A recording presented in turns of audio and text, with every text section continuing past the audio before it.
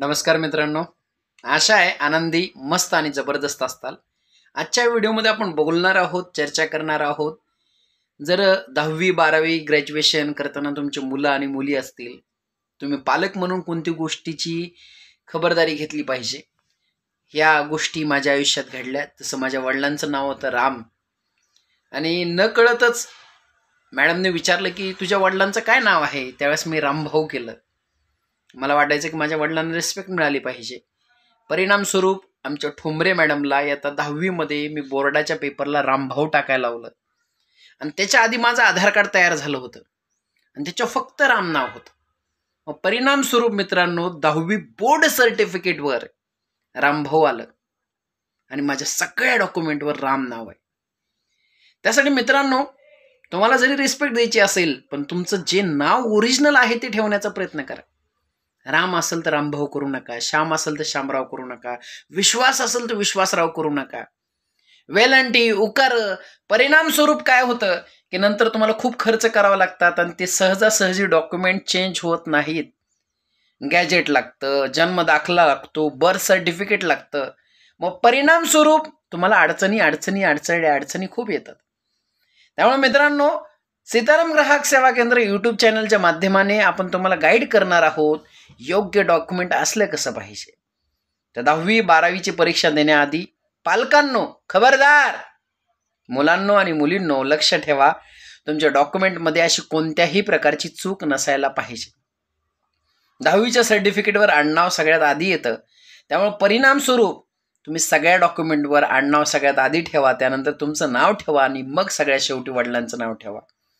इथून जर हा क्रम तुम्ही तुमच्या शालेय जीवनापासून जर यूज केला प्रत्येक डॉक्युमेंटवर, तर तुमची सगळी डॉक्युमेंट क्लिअर बनतील।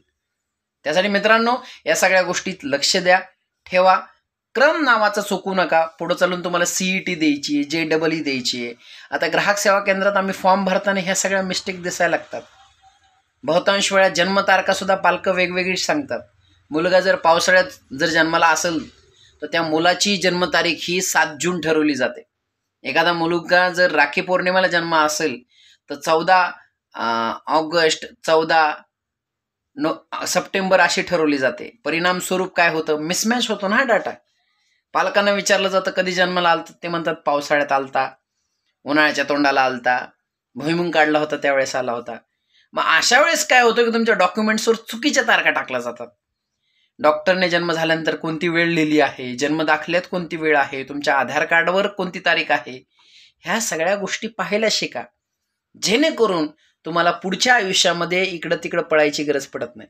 आज ग्राहक सेवा केंद्र चालवताना मला भरपूर वेळेस ह्या सगळ्या गोष्टी दिसल्या आणि बिचाऱ्या अडाणी आईवडिलांना खूप चक्रा मारावं लागतात, आजी आजोबांना चक्रा मारावं लागतात।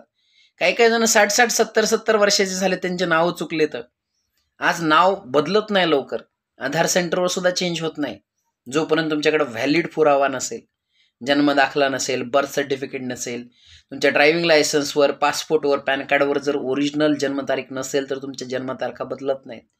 त्यामुळे ह्या चुका करण्यापासून आधीपासून तुम्ही सावध राहण्याचा प्रयत्न करा आणि जास्तीत जास्त पद्धतीने ह्या सगळ्या मेसेजला तुमच्या कुटुंबामध्ये प्रोव्हाइड करा, जेणेकरून त्यांना सुद्धा या चुका दुरुस्त करण्यासाठी वेळ मिळाला पाहिजे।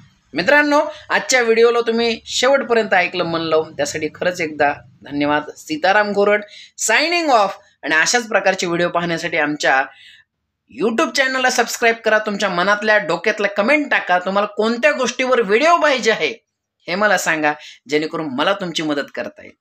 Thank you very much.